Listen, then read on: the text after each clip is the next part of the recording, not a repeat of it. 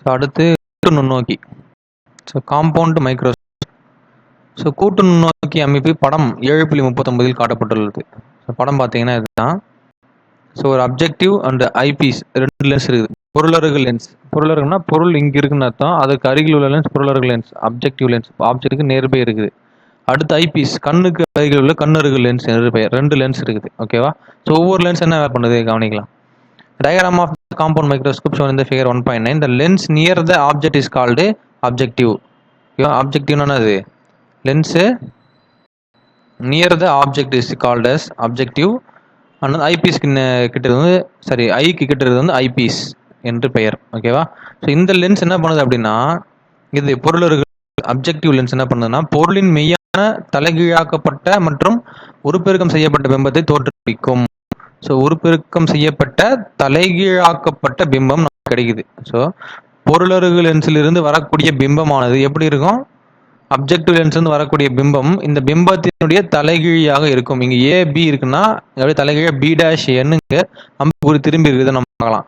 So இந்த பிம்பமானது ஐபீஸுக்கு பொருளாக செயல்படும். அதுக்கப்புறமா இது என்ன பண்ண போகுது?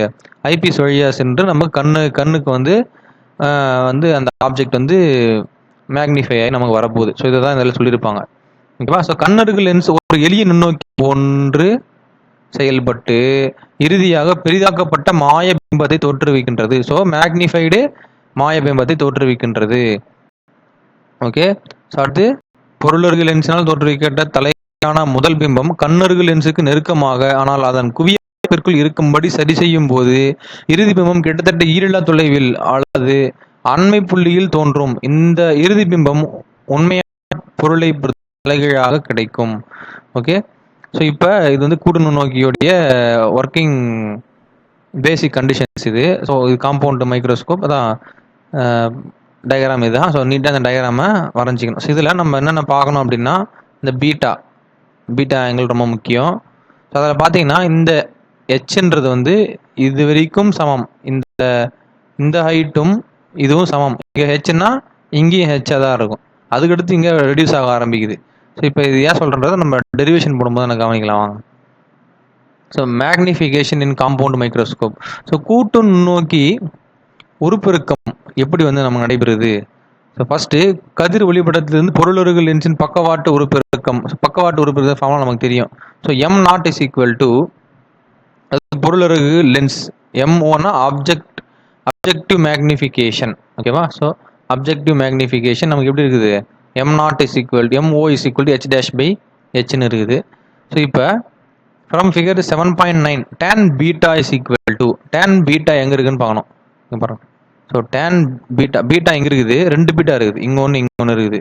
அப்போ பீட்டாவோட tan பீட்டாவோட ஃபார்முலா என்னதுன்னா எதிர்பக்கம் போய் அடுத்துள்ள பக்கம்.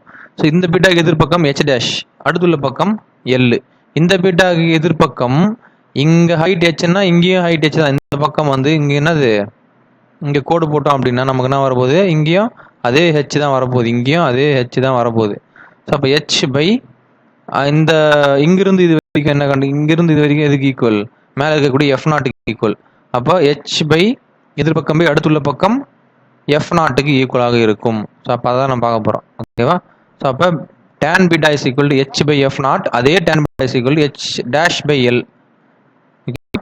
ஸோ ஹெச் டேஷ் இங்கே இருக்குது. ஹெச் டேஷ் பை அடுத்துள்ள பக்கம் என்னது? இங்கே எதுக்கு ஈக்குவல்? எல்லுக்கு ஈக்குவல். ஸோ அப்போ H dash by L, 2 tan பீட்டாவோட வேல்யூ கண்டுபிடிச்சாச்சு. tan beta value H by f0 and H dash by L. So அதை தான் இங்கேயும் இருக்குது.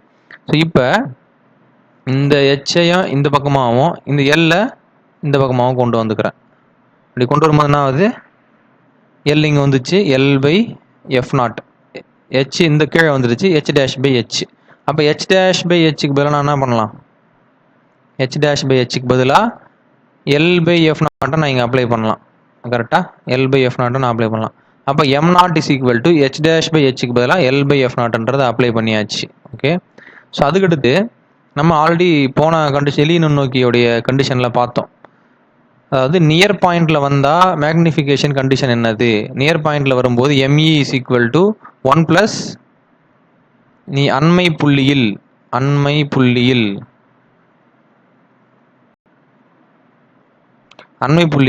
ME is equal to 1 + d/Feன்னு பார்த்தோம். ஓகேவா?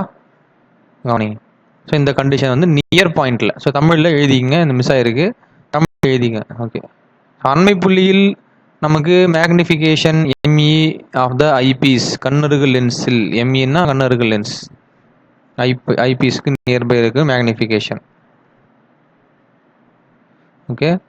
இப்போ அதுக்கு எடுத்து கவனிங்க. அப்போ அண்மை புள்ளியில் குவியப்படுதல் மொத்த உருப்பெருக்கம் எனக்கு எம் வேணும் அப்படின்னா எம்ஓவையும் அப்ஜெக்டிவ் மேக்னிஃபிகேஷனையும் எம்இ ஐபிஎஸ் மேக்னிஃபிகேஷன் ரெண்டுத்தையும் மல்டிப்ளை பண்ணுறேன். இப்போ தான் நம்ம கண்டுபிடிச்சிருக்கோம். எம்ஓவோட வேல்யூ என்ன கண்டுபிடிச்சோம்? சாரி, எம்ஓவோட வேல்யூ L/F0, எம்இயோட வேல்யூ 1/D/Fe, 1+D/Fe கண்டுபிடிச்சோம். ரெண்டுத்தையும் மல்டிப்ளை பண்ணி இங்கே எழுதியிருக்கிறேன். அவ்வளோதான்.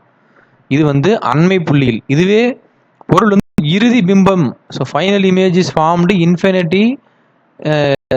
இன்ஃபினிட்டியில் ஃபோக்கஸ் ஆச்சு அப்படின்னும் போது கண்டிஷன் என்ன அப்படின்னா நமக்கு இதுவுமே எளிய நோக்கில் நம்ம ஆல்ரெடி பார்த்த கண்டிஷன் தான். ஸோ 2 கண்டிஷன் பார்த்துருப்போம். மேக்னிஃபிகேஷன் 2 அண்மை புள்ளியில் மற்றும் சேமி புள்ளி 2 கண்டுபிடிச்சிருப்போம். அப்போ எம்இ இதுக்கு கண்டிஷன் என்னது? D/Fe. அப்போ எம்இயோட வேல்யூ போன கண்டிஷனில் 1+D/Fe, இப்போ D/Fe. அப்போ டோட்டல் மேக்னிஃபிகேஷனில் M/M0 for normal focusing. Normal ஃபோக்கஸிங்க்கு M0ஓட வேல்யூ நம்ம கண்டுபிடிச்ச வேல்யூ தான். M0ஓட வேல்யூ இங்கே கண்டுபிடிச்ச வேல்யூ தான் L/F0. ஜஸ்ட் நமக்கு எம்இயோட வேல்யூ மட்டும் மாறப்போகுது.